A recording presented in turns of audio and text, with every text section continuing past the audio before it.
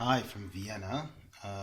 My name is Yilmaz. I'm a filmmaker and I'm currently busy making pancakes. Why? Because my children requested pancakes. And any other day of the week, I would have said, "No, we have to get to work. We have to get you to kindergarten." But we're stuck at home, so why the hell not? The positive thing is that there is a social safety net and there is some funding that's available, not only for companies but also for individuals and culture workers. They did announce this, so that's good. The difficulty is that we don't really know how to access those funds, and I've been reading reports that the bureaucracy is really quite overwhelming to deal with. But on the other hand, that doesn't really solve the problem or the issue. And the issue is that we produce, we create, and we want to continue doing that, and we want to continue to contribute to society and the stories that we have to tell and how we express ourselves. The lockdown because of coronavirus has affected me and my business significantly insofar as I have many jobs that have dropped off.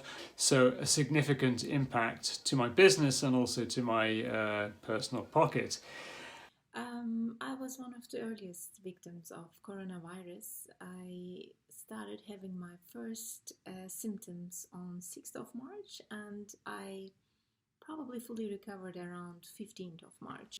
I'm one of the lucky ones, but here, of course, the numbers are getting very high, and when I contracted the disease, it was the last day of our school. There was the decision by the university to extend the spring recess for one more week because of the coronavirus. There was this decision by the state to close the schools and universities and to continue the online education. So since then, we are in the online education program, more or less like everywhere else. Basically, a lot of artists and cultural workers lost their jobs and incomes in the moment of the crisis, as a lot of art workers, for example, me as well, are private entrepreneurs and works project-based mainly.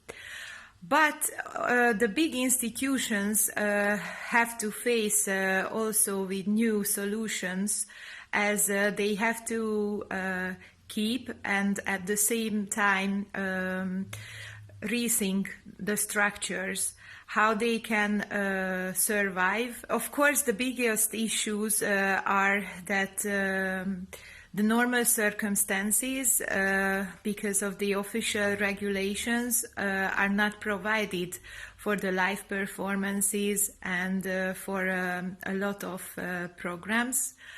So the digital space is coming to the performative space scene more effectively.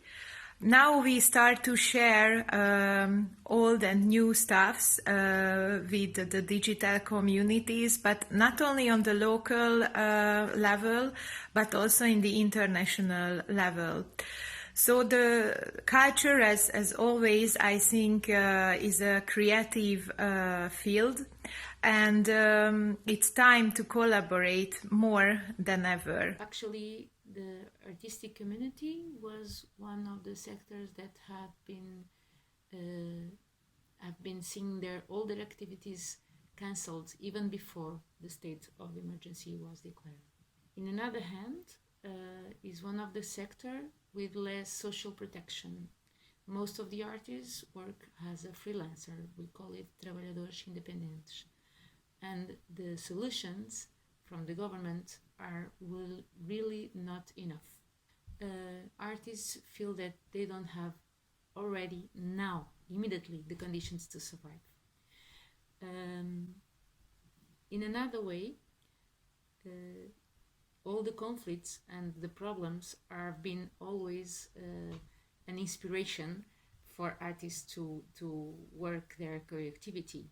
So in the first day of quarantine, immediately new festivals on the web, live performances, and several other cultural manifestations and movements started to happen.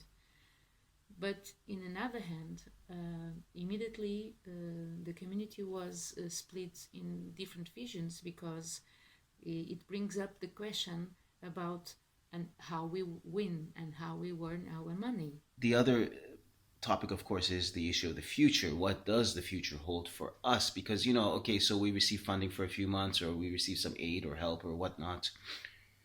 But what's going to happen when everything starts running back up? Or will everything start running back up? What is the landscape going to be like? Who will the players be? And how will we have access to funds? And will the funds be limited due to the economic crisis that's heading our way as a result of this pandemic and societies being shut down? The big point is, after this crisis, how can we jump and change the policies of the sector? But at the same time, we are all survivors. Anyone who's kind of made a living or managed to live for long in this industry, in the field of culture and arts, we know what difficult times are, and we do know how to get through them. So I guess that would be the positive take. We are trained for this.